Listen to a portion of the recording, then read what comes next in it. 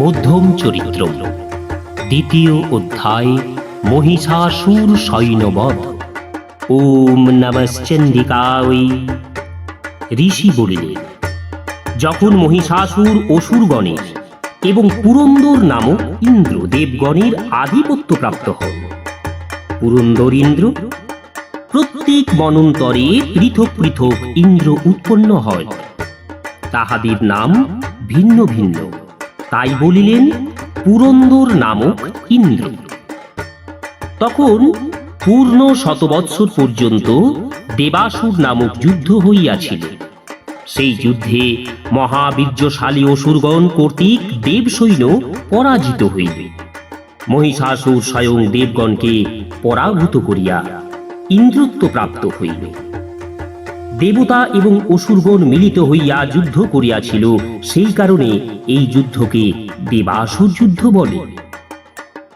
অনন্তর দেবগণ পরাজিত হইয়া প্রজাপতি ব্রহ্মাকে অগ্রবর্তী করিয়া মহাদেব এবং বিষ্ণু যে স্থানে অবস্থিত করিতেছিলেন তথায় গমন করিলেন, এবং মহিষাসুর দেবগণকে অভিভূত করিয়া যে রূপে আচরণ করিতেছে তাহা যথাযথ বলিতে লাগিলেন। মহিষাসুর এখন সূর্য, ইন্দ্র, অগ্নি, বায়ু, চন্দ্র, যম, বরুণ এবং অন্যান্য সমস্ত দেবগণেরই স্ব অধিকার নিজে আক্রমণ করিয়াছে। সমস্ত দেবগণ সেই দুরাত্মা মহিষাসুরের দ্বারা স্বর্গ হইতে বিতাড়িত হইয়া মনুষ্যের ন্যায় মর্তভূমিতে বিচরণ করিতেছেন। আমরা এই পর্যন্ত সেই অসুর চরিত্র আপনাদের নিকট বলিলাম। আমরা আপনাদের শরণাগত, সুতরাং সেই অসুরের বধ বিষয়ে চিন্তা করুন। তৎকালে বসুদেব এবং মহাদেব তাহাদের বাক্য শ্রবণ করিয়া ক্রুদ্ধ হইয়া উঠিলেন। তখন তাহাদের মুখমণ্ডল ভ্রুকুটি দ্বারা কুটিল হইয়া উঠিল।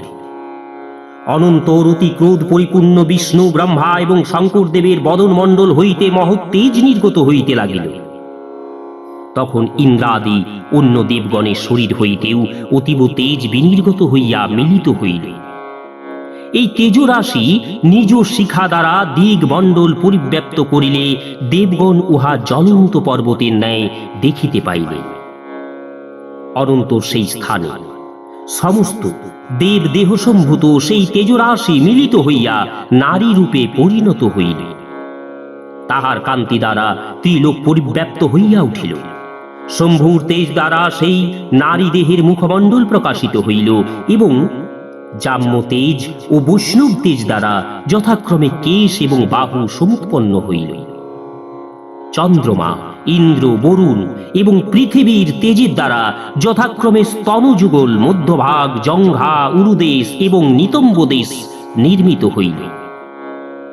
ব্রহ্মা, সূর্য, অষ্টবসু এবং কুবেরের তেজ দ্বারা যথাক্রমে চরণদ্বয়, তদীয় অঙ্গুলি সমূহ, হস্তাঙ্গুলি সমুদায় এবং নাসিকা সমুদ্ভূত হইল। প্রজাপতি দক্ষাদি তেজের দ্বারা দেবীর দন্তসমূহ সম্ভূত হইল, এবং আগ্নেয় তেজ হইতে নয়ন ত্রয় উৎপন্ন হইল। সন্ধ্যার তেজ হইতে ভ্রুদয়, বায়ুর তেজের দ্বারা কর্ণদয় এবং অন্যান্য দেবগণের তেজপুঞ্জ হইতে শিবার অন্যান্য অবয়ব সঞ্জাত হইল। অনন্তর মহিষাসুর পীড়িত দেবগণ সমস্ত দেব দেহ সম্ভূত সেই নারী রূপ অবলোকন করিয়া হর্ষপ্রাপ্ত হইলেন।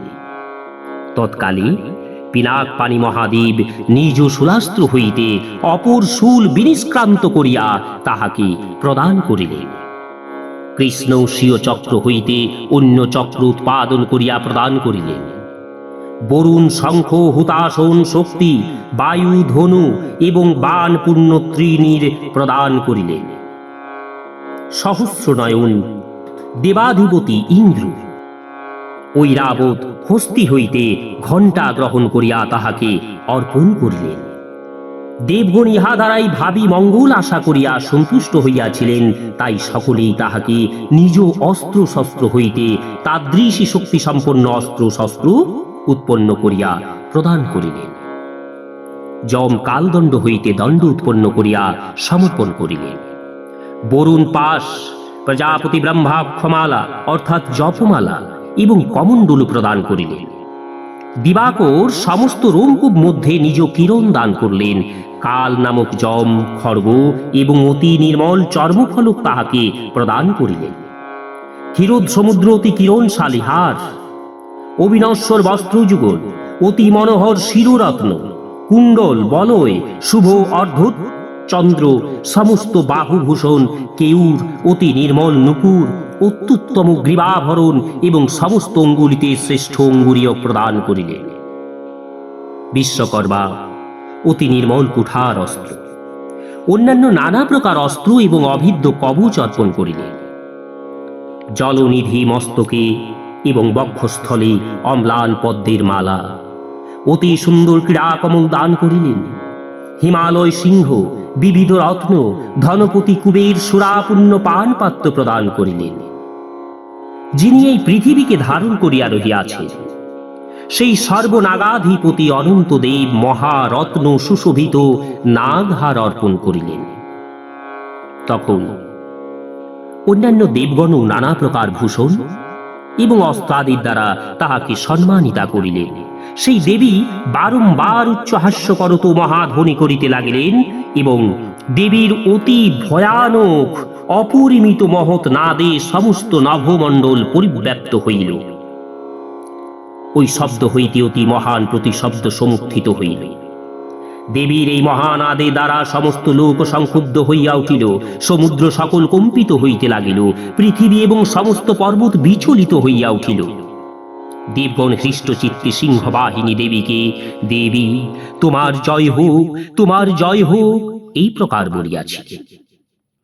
মুনিগণ ভক্তি বিনম্র মনোদেহ হইয়া এই দেবীকে স্তব করিয়াছিলেন। অমরারি অসুরগণ ত্রিলোক ব্যাকুলীভূত দেখিয়া অস্ত্র শস্ত্র উদ্যক্ত করত বর্মিত সৈন্যগণ লইয়া যুদ্ধ করিবার নিমিত্ত উদ্যোগ করিতে লাগিল।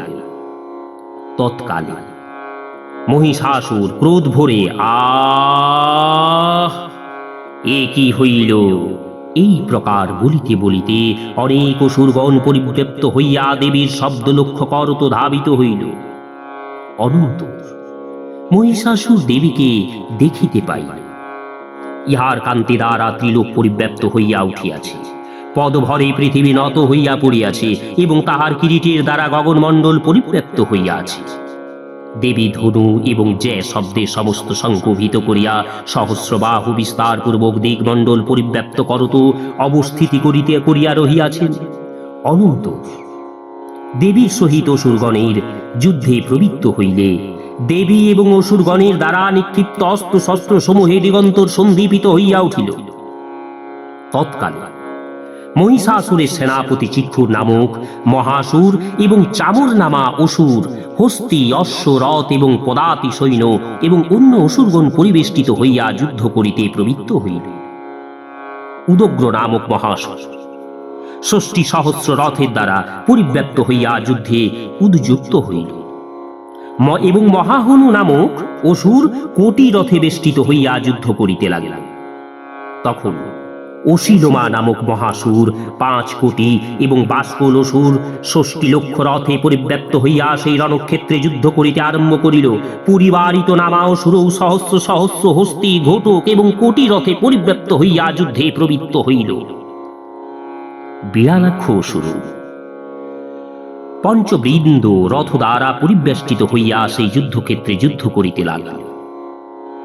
সেই যুদ্ধক্ষেত্রে অন্যান্য রক্তবীজ প্রভৃতি অসুরগণ অনেক রথ, হস্তি এবং অশ্ব পরিব্যাপ্ত হইয়া দেবীর সহিত যুদ্ধ করিতে আরম্ভ করিল।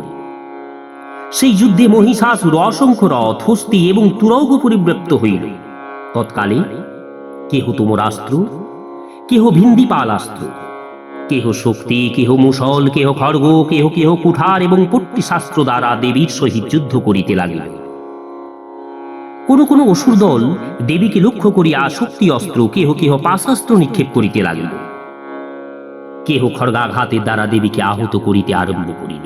অনন্তর দেবী চণ্ডিকা নিজ অস্ত্র শস্ত্র বর্ষণ করিয়া বলিলাক্রমে অসুর নিক্ষিপ্ত অস্ত্র শস্ত্র ছিন্ন করিয়া ফেলিলেন, এবং সর্বশক্তিযুক্তা এই দেবী দেব এবং ঋষিবৃন্দ সংস্তুয়মানা হইয়া অসুর গাত্রে অস্ত্র ও শস্ত্র নিক্ষেপ করিতে লাগিলেন। কিন্তু যুদ্ধ আয়াসের দ্বারা মুখমণ্ডল বিকৃত হইল না। সেই সময়ে দেবী বাহন সিংহ ক্রোধপূর্বক স্কন্ধ রোম রাশি বিধূত করত দাবাগ্নির ন্যায় সৈন্য মধ্যে বিচরণ করিতে লাগিল। তখন দেবী অম্বিকা অসুরগণের সহিত যুদ্ধ করিতে করিতে যেমন নিঃশ্বাস পরিত্যাগ করিলেন, তৎক্ষণাৎ সেই নিঃশ্বাস হইতে শত সহস্র প্রমথ সৈন্য আবির্ভূত হইল। তাহারা দেবীর শক্তির দ্বারা বর্ধিত সামর্থ্য হইয়া পরশু ভেন্দিপাল খড়গ পট্টি শাস্ত্র গ্রহণ পূর্বক অসুরগণকে বিনাশ করিতে করিতে যুদ্ধ করিতে লাগিল। এবং সেই যুদ্ধ মহোৎসবে তাহারা কেহ পটহ, কেহ শঙ্খ, কেহ মৃদঙ্গ বাদ্য করিতে লাগিল। অনন্ত দেবী ত্রিশূল গদা শক্তি এবং খড়গ দ্বারা শত শত মহাসুরকে নিহত করিলেন, এবং কতকগুলি অসুরকে ঘণ্টাধ্বনির দ্বারা বিমোহিত এবং অন্য কতকগুলি অসুরকে পাশের দ্বারা বদ্ধ করত আকর্ষণ করিলেন।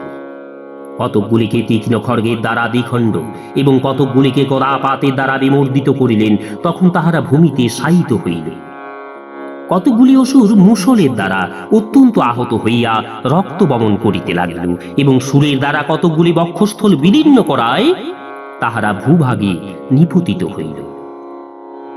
অপর কতকগুলি অসুর সেনাপতি স্বরসমূহে আচ্ছন্ন হইয়া রণাঙ্গনে প্রাণ পরিত্যাগ করিল। তৎকালে দেবী অসুর সৈন্যের মধ্যে কতকগুলি বাহু, কতকগুলি গ্রীবাদেশ এবং অপর কতকগুলি শিরচ্ছেদন এবং কতকগুলির মধ্যভাগ বিদীর্ণ করিয়া ফেলিলেন। কতকগুলি মহাসুর জঙ্ঘাদেশ বিচ্ছিন্ন হইলে পৃথিবীতে পতিত হইল। তৎক্ষণাৎ অন্য কতকগুলি এক এক করিয়া বাহু, চক্ষু, চরণ কাটিয়া ফেলিলেন এবং কতকগুলিকে দ্বিখণ্ড করিলেন। অপর কতকগুলি অসুর দেবী কর্তৃক ছিন্ন শির হইয়াও ভূমিতলে পতিত হইয়া পুনর্বার উত্থিত হইল। কতকগুলি কবন্ধ মস্তকবিহীন দেহধারী অতি উৎকৃষ্ট আয়ুধ গ্রহণ পূর্বক দেবীর সহিত যুদ্ধ করিতে প্রবৃত্ত হইল। অপর কেহ কেহ বাদ্যলয়ের সহিত মিলাইয়া নৃত্য করিতে লাগিল। অন্য মহাসুর কবন্ধগণ খড়গ শক্তি এবং দৃষ্টি হস্তে করিয়া দেবী সৈন্যের শিরচ্ছেদন পূর্বক দেবীকে তিষ্ঠ তিষ্ঠ বলিতে লাগিল। তৎকালে যে স্থানে যুদ্ধ হইতেছিল সেই স্থল পতিত, রথ, হস্তি, অশ্ব এবং অসুরগণের দ্বারা অগম্য হইয়া উঠিল।